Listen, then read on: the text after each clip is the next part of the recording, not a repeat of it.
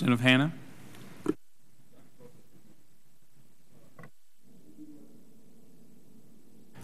The Fed has said, the FOMC set a target employment or unemployment rate. And they've said in their own words, the maximum level of employment is largely determined by non-monetary factors that affect the structure and dynamic of the labor force. Knowing that, we, in terms of America being competitive, in terms of, as Mr. Delaney said, education, immigration, a very complicated tax code, exports, and a lack of a national energy policy, how realistic is it for them to have that in writing, and believe that, I think, and set a policy of unemployment? Knowing that all jobs are not the same and that we have structural problems that are both long-term and short-term in our economy, do they set themselves up for defeat by saying that? No. They simply set themselves up for being humble. Sorry, Mr. Congressman Hanna. In my view, they simply set themselves up for being much humbler about what the Fed can achieve and how they should act than they did in the previous 2 decades.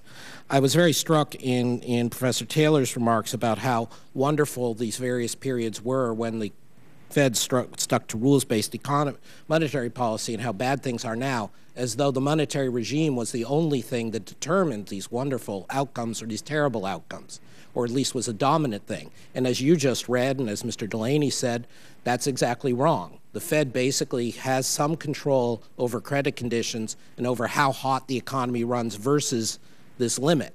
And so I think it is entirely appropriate, but in no sense inconsistent, to say to the Fed, don't presume you know exactly what the top level of unemployment is. Be subject to checking that, as you failed to do in the 70s.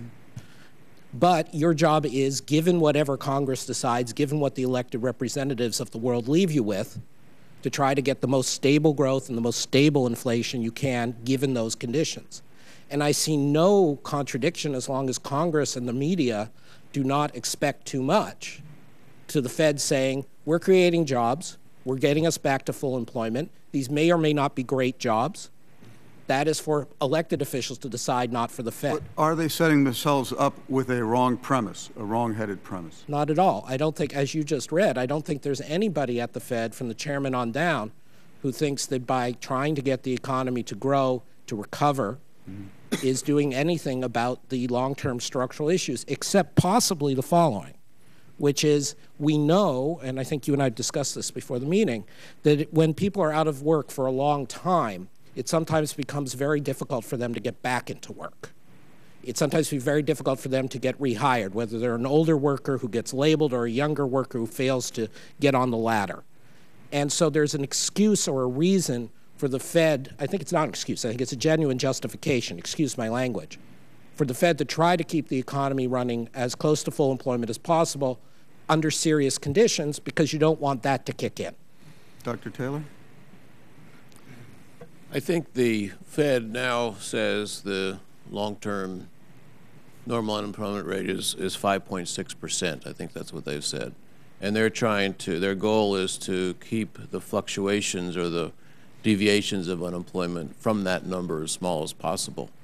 But of course, they haven't accomplished that by any means. The performance is much worse in the period I'm referring to, say, than it was in the 1980s and 1990s, a much more stable economy than measured by their own criteria, the same exact criterion they're using right now. And I think monetary policy does have an impact. It's one of the most powerful macroeconomic instruments there are. And it can be a force of good, and it can be a force of harm. There's no question about that. Throughout the history of the Federal Reserve, I think you can point to more periods where it's been harmful. Take the Great Depression. It was terrible monetary policy. I think the same is true of the period now. So, and we have good periods, and we should look at that history. And there's other things that go on in the economy. Your responsibility of the budget's very important. Regulation's very important. But don't discount monetary policy as not a major factor in these economic developments. Thank you.